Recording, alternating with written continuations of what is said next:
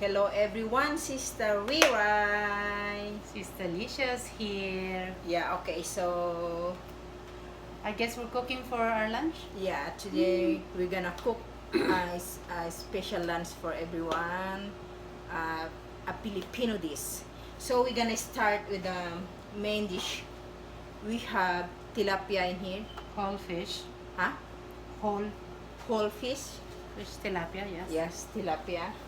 Of Yeah. course, and the side is we need the vegetables on it.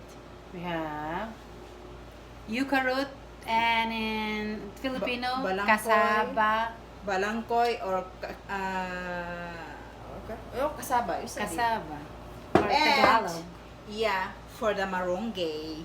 Marunggay. Yeah, we need to add Very marunggay. healthy. Yes, for the coronavirus. Okay, so for that, I need to add tomatoes on it for our vegetables, and we have here chopped Garlic onion. garlic and white onions, and I'm gonna season that for the fish sauce. Remember, there are two kinds of fish sauce for our Filipino, patis and bagoong. Bagoong So this sauce. is more thicky. Yeah. Something like that. And I'm putting magic syrup on my vegetables. Now, okay. So this one, I need to season this with Salt and salt pepper. and no, Garlic. just garlic powder. All right. Ito na. This is what I'm gonna do. First, I'm gonna season this for just a little. You know, we don't like what you call this one, salty. So just a little bit like that, and of course the garlic powder, something like that. Just rub it, rub and rub.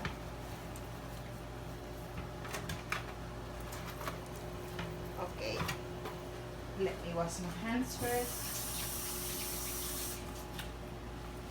Okay, so my secret in order to like what you call this one, a little bit eradicate the smell, the stinky smell of the fish, I'm putting ginger on it. So you have to put in the ginger. Yeah, that is my secret. So it's like you cannot smell more stink when you put ginger on it. So it's like that. I forgot to say I heat up already the oil. So if you can see, the ginger is like pop pop pop. It's frying. Yeah, it's frying. So I'm ready to put in this one now. Fish. Yeah, the fish, the whole fish or tilapia. So either way, something like that. So at least I think you have to wait 10 minutes to 12 minutes. Then you have to flip up. Okay. All right. So while frying this one, we need to prepare for the vegetables. So it's like 1 cup of water. Put in like that. This is my way to cook my vegetables, and it's healthy. You don't need to like stir fry all the time. So I put in that one, and approximately like 2 tablespoons of the fish sauce, the bagoong. Put in. Of course, I need to add half of this, just like that. Okay. Garlic and onions. Put in.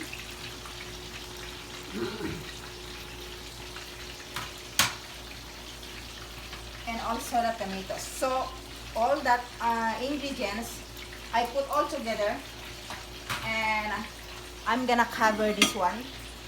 You wait 5 minutes to boil, and then you add the other ingredients. Okay, let's check now. But I think we need to add a little bit or a 1 cup of hot water, because when I see it's not enough for the vegetables I'm cooking. So just like that. And you can put, oh, Sorry. Yuca root. The yuca root now. Put in the yuca root. Oh my god, look at that. The palaki.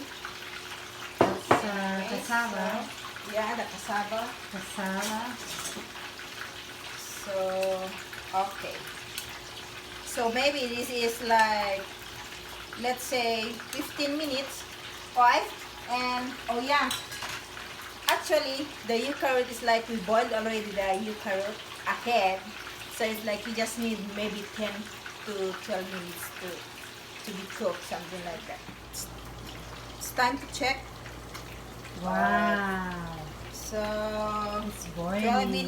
12 minutes is over. We need to add the marunggay or marunggay. Malunggay in Yeah. Filipino. Yes, marunggay. Marunggay, malunggay, Ang English niya ay marunggay. moringue. Moringgay. Yeah, it says like moringgay. So just mix it like that. You know what? Since my secret, okay, our secret, since it's boiling already, you just mix like that, and then after that you can turn off the stove. Okay, we don't need to overcook our marunggay because we want the marunggay still grainy and fresh, and that is more healthier to eat. Okay. We're done. Looks so good. No, okay na yan. Very hot. Yes, so Fish. we're done cooking, and yeah. Here. There they are. It's all good. Rice and oops. Yeah, okay. So I hope you enjoy the video of our cooking. We're gonna Alright. eat now. Yes, so this is Sister Ria always saying, Goodbye. God bless us all. Love one another, be kind to one another. Mama chup chup. Sister Alicia, bye-bye.